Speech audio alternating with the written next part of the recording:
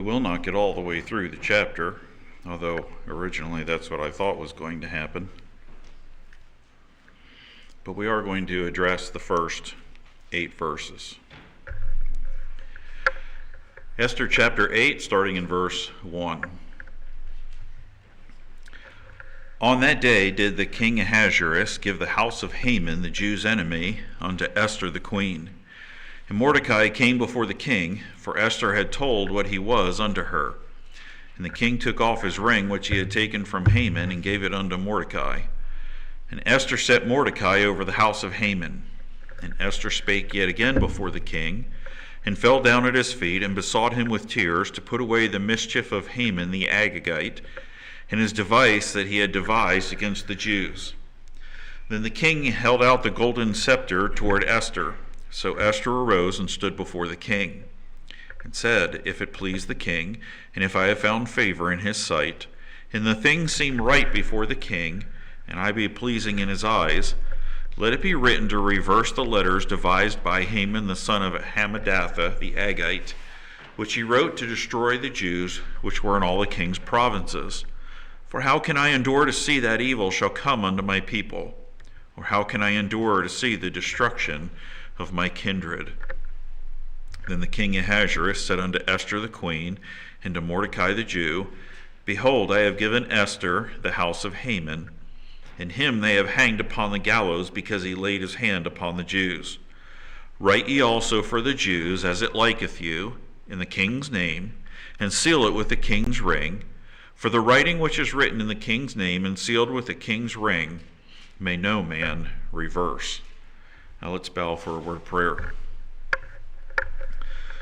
Father, tonight as we look at this a time in history, and we see how you are working beyond and above what the world is trying to accomplish and what evil is trying to accomplish, it is a reminder to us that you are always in charge. The events of today are disturbing, as it seems like a warrior of the faith and somebody who stood against evil has been taken out. And yet we know that you use all things for your good and for your glory. And pray for his family and the folks that he was working with, as I'm sure they are extremely distraught. But help it also to be a reminder to us that if you can be faithful in Esther's day, you can be faithful in Charlie Kirk's day as well. In Jesus' name we pray. Amen. It was a little bit hard to finish studying this, mind divided on what was happening in the news. But it was also a reminder to me that sometimes evil seems to triumph. And if we learned anything from the last 2 chapters in Esther, it sure seemed like Haman was about to triumph. But sometimes that triumph comes right before being revealed for what it really is, and then a big fall. We start here in the first 2 verses with humility and exaltation. In 1 Peter chapter 5 and verse 6, it says that we need to be patient and allow God to exalt someone. And as you start into the first 2 verses here, it is a reminder that 2 nobody Jews, except for the book of Esther, become very, very important and influential in the Persian kingdom. And this is years and years after Nebuchadnezzar. And it seems like if you start with the going in of captivity by Nebuchadnezzar, that wickedness is ruling, and along comes a man of God that is lifted up in Daniel. And then you have Shadrach and Benny. Things die down, and here again we have another situation where this king could have read about a grandfather and a great-grandfather who were influenced greatly by a very important Jewish individual. And yet he seems to have a very haphazard way of looking at the Jewish nationality. He's arrogant, and he's not a very good ruler. But this is crazy that you would allow somebody to say you can wipe out a whole nationality of people under your rule and not think that it would be detrimental to your kingdom, besides the effect of just giving you some money. And now you see that God is shaking this guy. I mean, it's almost like he's just rattling his brain around a little bit and shaking him to the core and saying, here's two influential people. It's important what happens here in verses 1 and 2 because it's a reminder to us that faith is rewarded. Back in chapter 4 and verse 14, when all of this starts to go down, you remember Mordecai puts on his sackcloth and ashes, and he unashamedly through the whole street and right up to the king's gate. I mean, if you are in Shushan, the province, and anywhere near the palace, you kind of have an idea of what's been going on between Mordecai and Haman, because everybody's been talking about it at the gate. So for him to show up and take a stand like that is a very public thing. When Esther asks him about it, his response to her, how do you know that? Well, first of all, he says, if you keep quiet, God will deliver and enlarge the Jews with someone else. But how do you know that he hasn't raised you up for such a time as this? And when you think about the two challenges that Mordecai had to Esther 4 chapters ago, God will deliver. It doesn't say he might. It looks really bad and times are looking really awful, but there is Mordecai standing firm, making a scene, if you will, in front of everybody and taking a very public stand. And then he sends a message to somebody he cares very deeply about. And he said, God can use anyone. And Esther, if you're not going to step up, then he will use someone else. But I trust that God is going to deliver, rescue, and enlarge, make a bigger space for us. Which doesn't say he's going to deliver us and we're going to stay the same. The expectation is that when he delivers us, we're going to have more room because we're going to grow and prosper. And so one person has decided that this is going to be the demise of the Jewish race, but God is going to use this somehow and in some way, unbeknownst to us, not only to rescue us, but to grow us, to broaden our impact. And then the second part of what he says to her is, how do you know he isn't already working in this situation by making you queen? Have you considered that maybe, now put yourself in Esther's situation in chapter 4. Because I would imagine the whole time she's going through the cleansing ritual and she's wondering whether or not the king is going to choose her, or if she just ends up in the house of the women for the rest of her life. Don't you think at some point she was probably sitting there wondering to herself, why me? What's God doing here? Why me? Because I am sure that during that whole process, and it's a year, right? I mean, that's a long time to be praying and to be wondering and to asking and not seem to have any answer. And Mordecai, through faith, is challenging her. Maybe he's saying, well, have you ever considered that maybe this is the answer to your prayer? Maybe this is why. And so in chapter 4, verse 16, we saw that she asks everyone to pray. So not only is it faith rewarded, but it's an answer to prayer. We're going to have 3 days of fasting and prayer, and then on chapter 5, verse 1, it says, on the third day, when she had prayed, when they had fasted, when they had sought God's face and asked him to work, then they acted. But I also see a situation here in verses 1 and 2 where God's glory is manifested. 1 Corinthians 1:27 says God uses the simple things of this world to confound the wise. And sometimes he used the unlearned. And you look at a situation and you think, well, Esther is the queen. Isn't it shocking that Esther's the queen and it seems like the king and his right-hand man have no idea that she's a Jew? I mean, it's like She's an important nobody. She was a nobody, and then because she was beautiful, she comes and the king chooses her as the queen, and she's this beautiful, important nobody. Because all of the really important people still don't really know who she is or what she's about. They never really take the time to find out. But there is a big difference in the nobodies in the world's eyes and in God's eyes. You think of Joseph. Well, he thought he was pretty important, and he's dreaming these dreams about people bowing down to him. But once he's sold into slavery, everyone in his life thinks of him as he's a slave. That's all he is. They don't care if he's a Jew. They don't care if he had these dreams. They don't care if his dad favored him and loved him and gave him a nice coat. None of that stuff matters. He is a nobody until God starts to promote him in Potiphar's house. And you think, okay, humanly speaking, God's getting ready to do something big until he becomes a nobody's nobody. Because now he's not a slave in an important man's house. Now he's a prisoner in jail. God has a way of taking the world's rejects, and I hope you understand how I'm using that term. Maybe I should say people rejected by the world. That sounds better.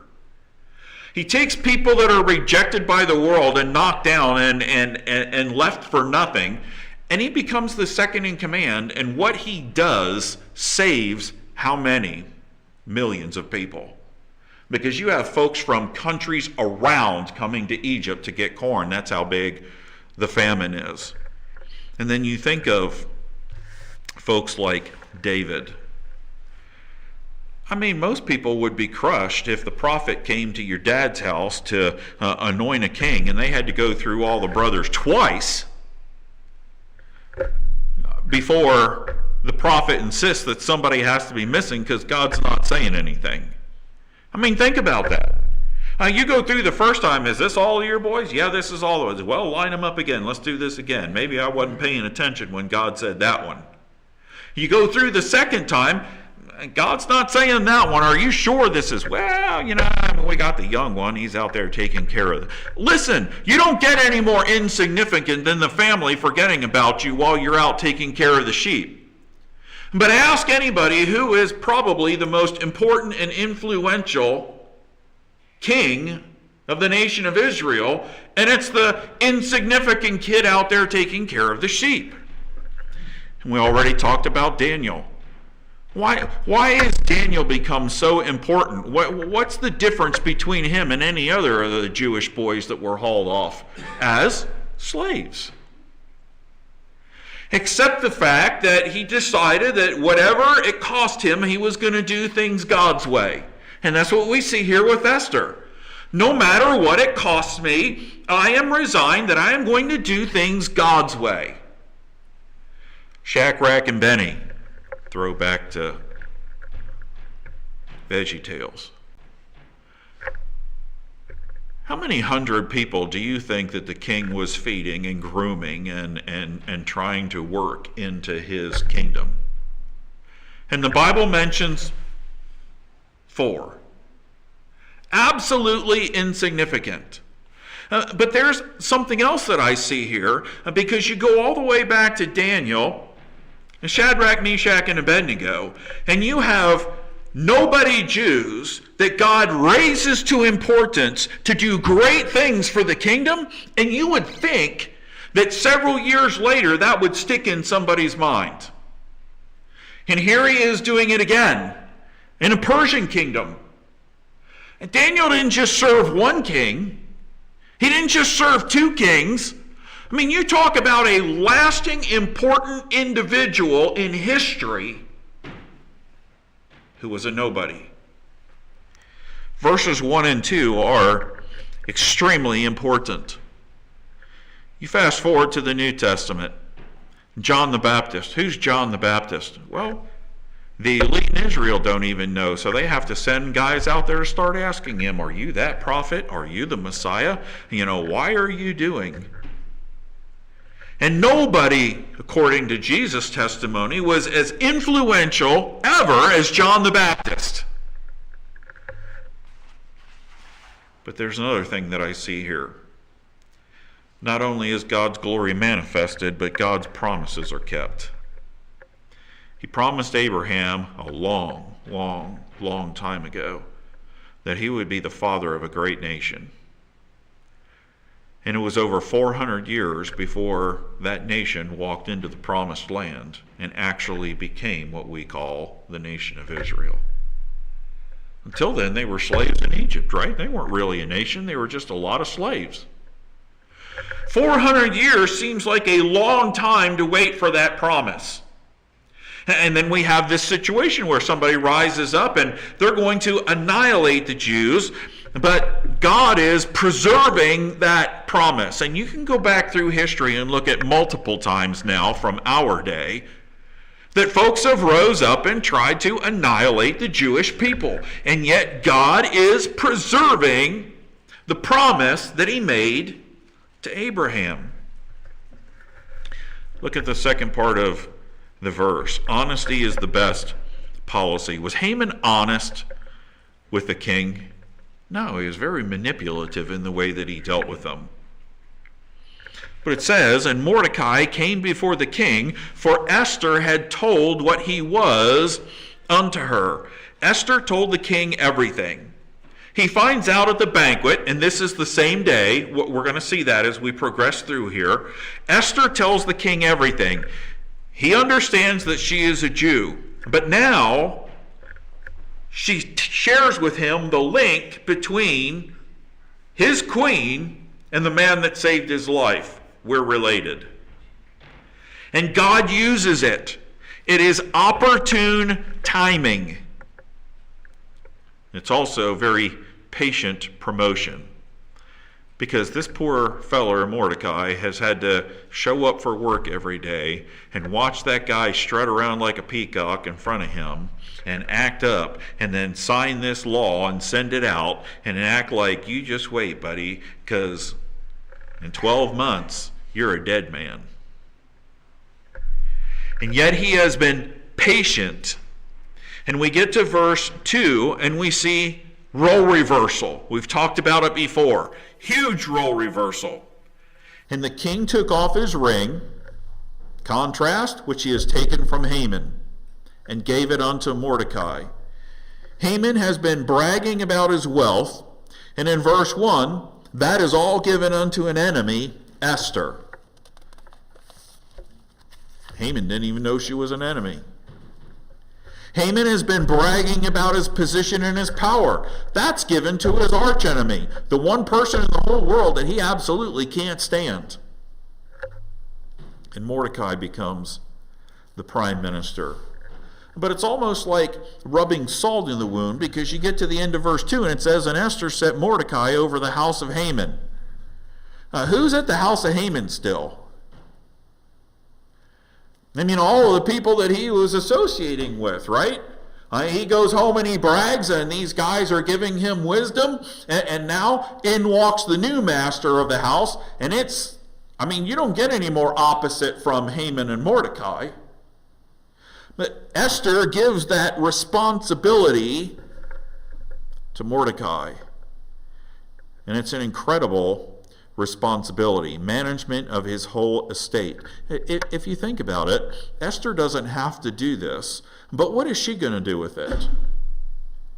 How is Esther herself going to manage this as the queen? It's not like she runs out of the palace all the time to go and take care of this stuff. That's not really what she needs to be doing. But if you give it to Mordecai, it is an opportunity for him to display his ability in business and not just in politics. The king is promoting him in the court. But how he handles the business of running Haman's estate is a completely different circle of folks than what he runs into in the courtroom of the king.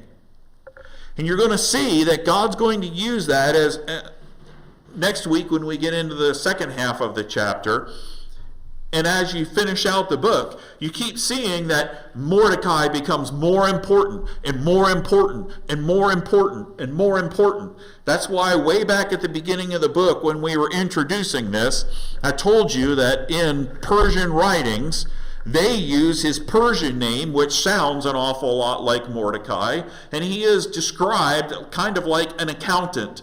And he was extremely important to the king. I personally believe it has to be this guy.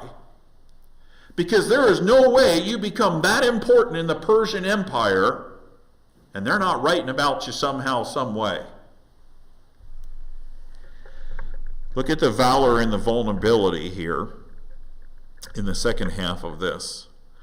A character gets revealed oftentimes in difficult situations. And in verse 3 it says, "And Esther spake yet again before the king." Esther is safe. The king knows everything now. There is no way that somebody who is an enemy of the Jews in Shushan is coming in to the queen's side of the palace and killing her. It is not happening. King knows everything now. And there's no way that an enemy of the Jew would think about rising up against Mordecai, because now they saw him paraded through the streets and know that he saved the king and was honored. And now he is going to be made second in command. Now, you talk about an act of treason. So these two are safe. But they're not just concerned with their personal safety or their family safety, because they have enough power right now to say, nobody touches Esther's family, nobody touches Mordecai's family, extended family, the whole deal. But what strikes me is it seems that the king was content in saving Esther, his beloved queen, and Mordecai for saving his life. But notice it doesn't say here, think about how angry he was with Haman, and he has him hanged on his own gallows. And then here we are towards the end of the day, and the queen has to go in and make another request of him because he's not acting of his own accord. He seems perfectly content in saving the people that personally affect him, but he doesn't act on behalf of dealing with Haman's decree. It's almost like, Haman's decree was signed and it's going to be enacted. No biggie, because my people are safe. I think that's one of the reasons why at the end of chapter 7 it says, his wrath was appeased when Haman was hung. Because that's the part that personally affected him.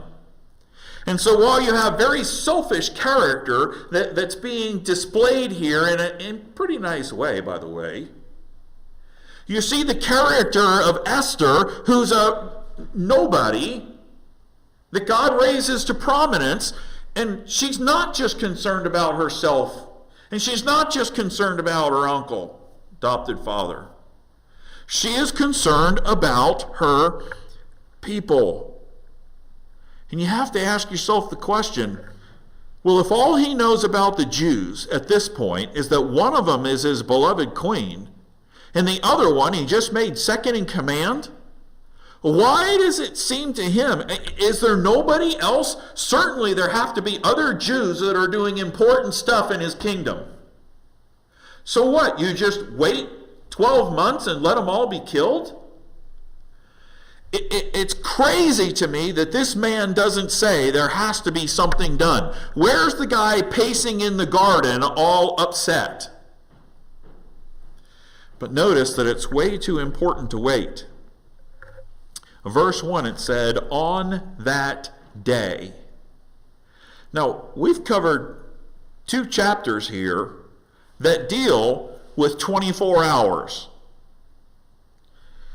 There's part of chapter 1 where 4 years go by in a verse.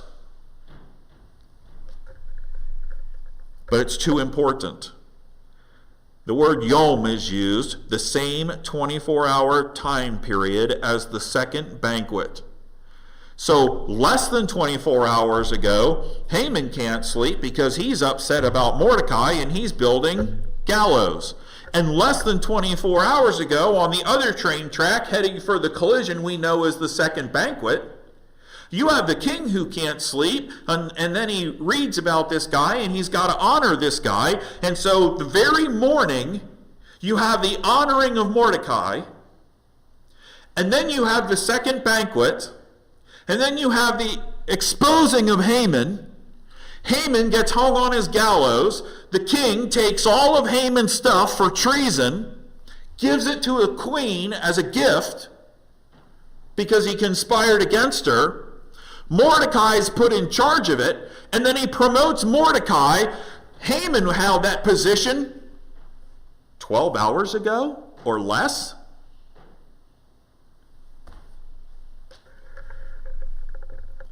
And yet, all this activity has transpired, and the king does not think to save the Jewish people. So Esther steps up.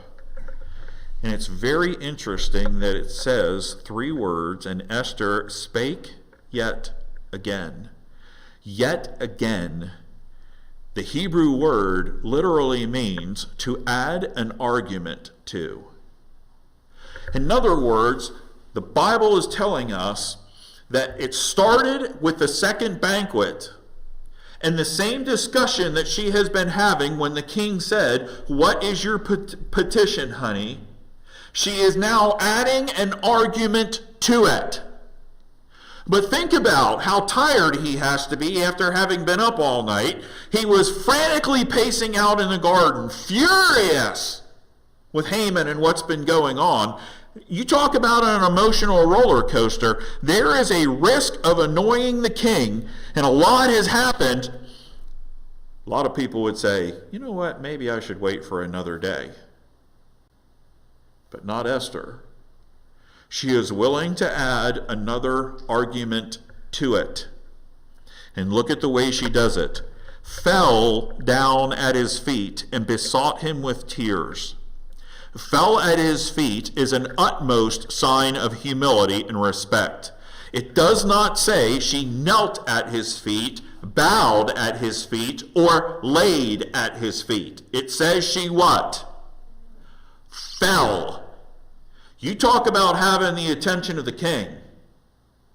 You have brought something to his attention, and then that guy looked like he was making improper advances against her. She has been very much in the forefront in the thinking of him all day long. And he sits down on a couch. That's kind of what we get here. This probably is not a throne room scene. He sits down on a couch, leans back against the pillows. He's probably ready to relax, knowing that all of that nonsense of the morning has been done with. And here she comes and throws herself on the floor in front of him. Besought with tears. A very visible emotional toll, because it was that important to her. And then makes a request to put away the mischief of Haman the Agagite and his device that he has devised against the Jews. The request is, honey, make it go away. It's kind of what she says here. She throws herself at his feet and says, honey, can you make it go away? She calls it a mischief and a device. Mischief, what he did was wrong. And a device, an intentional planning against what he did was wrong, and how he did it was wrong. That's what she says to him. Honey, can you make it go away? How he did it and what he did was wrong. Now look at verses 4 and 6, because the scepter gets extended. Then the king held out the golden scepter toward Esther, so Esther arose and stood. You go and hang Haman. And then he is ordering all of Haman's stuff now belongs to you.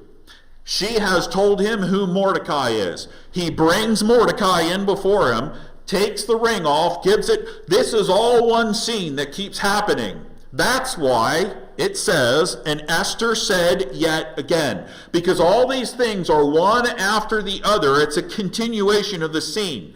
This is not a situation where if he doesn't stick the scepter out to her, they take her out and hack her head off. I think this is a far different situation. This is there is no need to lay on the floor, my dear.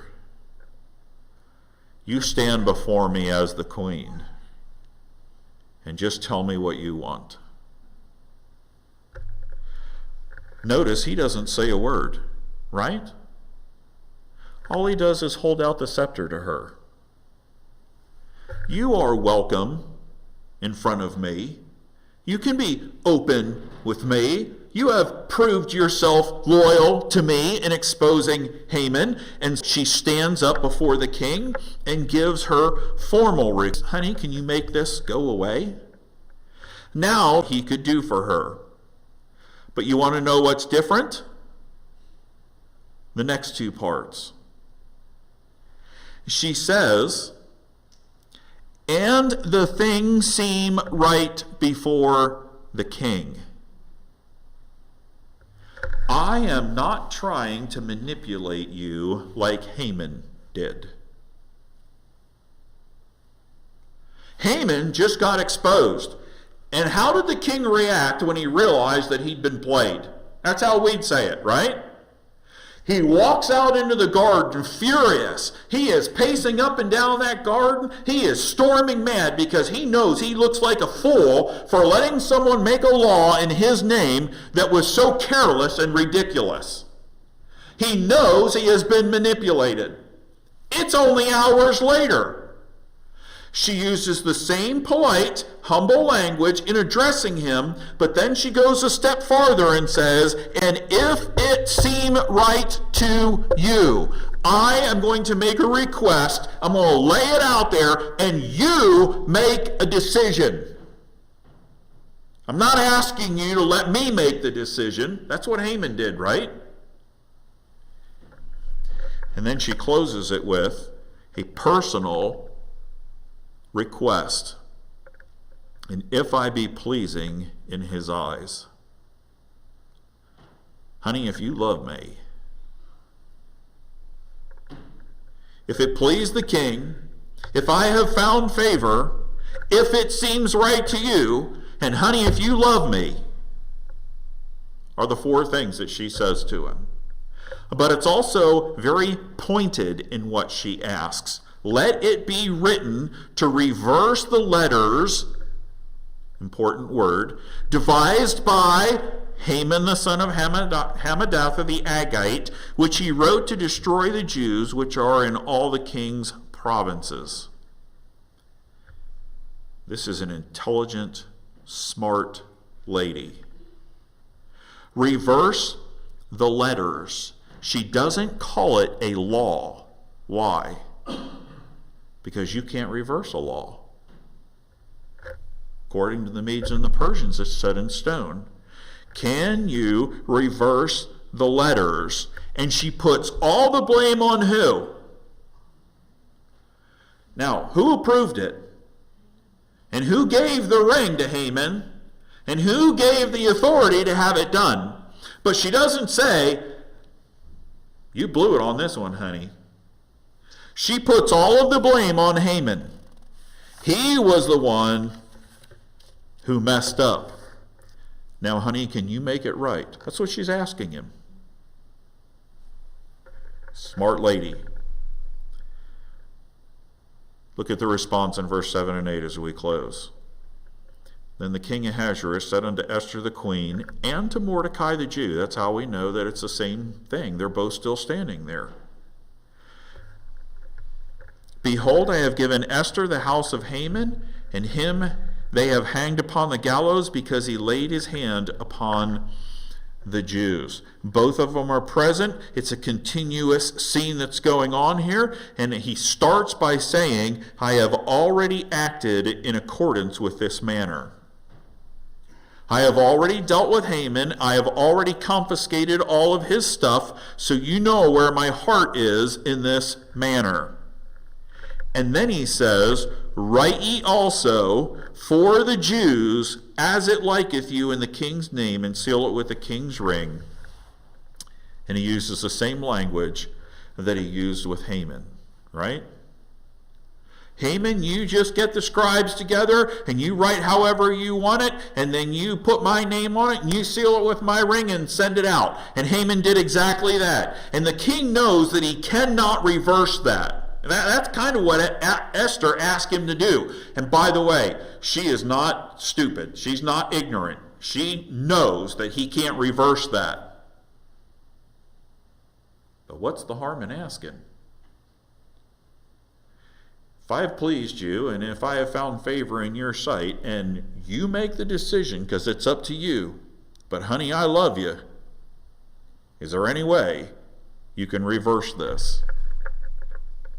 And he knows he can't reverse it, so instead, with all of his kingly, which he thinks he has,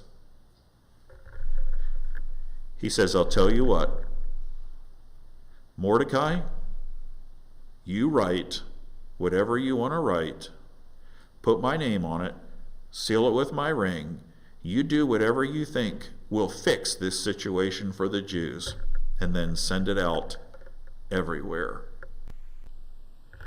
Next week, when we pick this up, we're going to see that Mordecai gets kingly clothes, which Haman would have loved to have, right? And over again, as we finish out the book, it's going to say, and Mordecai grew. And you're going to see people who are converting to Judaism through this situation.